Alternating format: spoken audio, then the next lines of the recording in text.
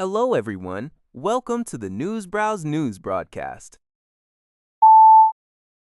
NPR reports that former President Trump on Tuesday publicly advised European countries facing oil shortages due to the Strait of Hormuz blockade to get your own oil, and criticized them for not assisting the U.S.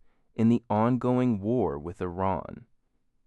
His remarks followed a night of intensified conflict where Iran attacked and set ablaze a Kuwaiti oil tanker off Dubai, though the fire was extinguished without spills or injuries.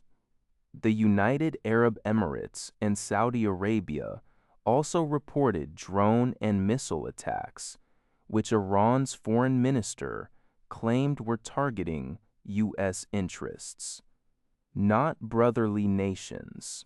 Meanwhile, Israel reported attacks in its central region, while its forces continued strikes on government infrastructure in Tehran and operations against Hezbollah in southern Lebanon, where 3 more Israeli soldiers and 3 Indonesian UN peacekeepers were killed.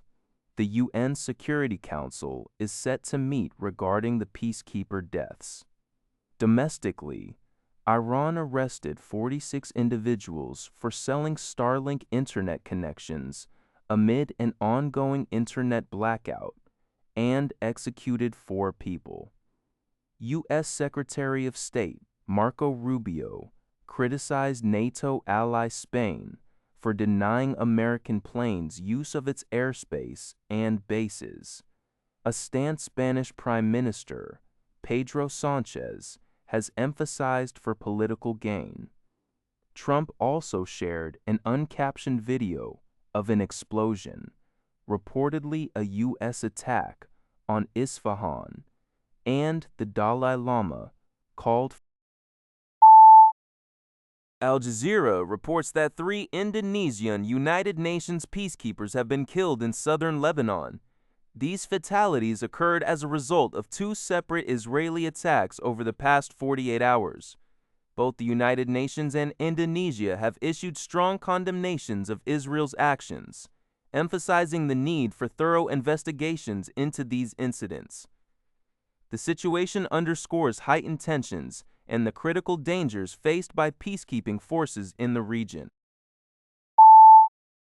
联合早报 reports that China's manufacturing sector experienced a significant rebound in March, with the Purchasing Managers' Index, PMI, rising by 1.4 percentage points to 50.4%. This expansion occurred despite a noticeable increase in manufacturing costs driven by the Middle East conflict, which pushed up prices for raw materials like oil and chemicals and elevated logistics costs. The strong performance was primarily supported by a substantial acceleration in infrastructure investment and 15th Five-Year Plan policies aimed at stabilizing growth. According to the National Bureau of Statistics Chief Statistician Ho Li-hui, both manufacturing, non-manufacturing, and composite PMI indices returned to expansionary territory, indicating an overall economic recovery.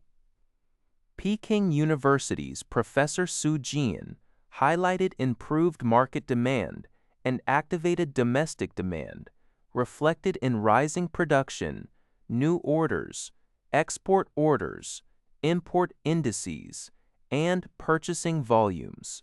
Oriental Golden Credit's chief macro analyst, Wang Qing, emphasized the strong pull from exports and infrastructure investment. However, experts warn that the ripple effects of the Middle East situation on the global economy could further transmit to China in April, potentially impacting exports as composite PMIs in Europe, the U.S., and Japan show signs of decline. Su Jian noted that continued tension could drag down China's manufacturing PMI, particularly for energy-intensive industries, and disrupt global supply chains, leading to caution in business confidence and purchasing activities. Despite these concerns, Wang Qing anticipates that strong growth stabilization policies. French President Emmanuel Macron arrived in Japan on Tuesday for a visit originally intended to strengthen partnerships in nuclear energy and space innovation. However, discussions will now be dominated by the ongoing Middle East war, according to JG Press. Macron is set to meet Prime Minister Sunai Takaichi on Wednesday, where the Mideast crisis will be a central topic.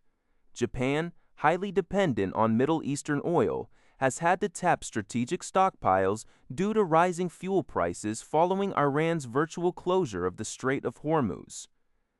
G7 economy and finance ministers, including France and Japan, have affirmed their readiness to ensure energy market stability. Beyond the Mideast, Macron and Takaichi are expected to discuss security, space cooperation, and sign a roadmap on nuclear power.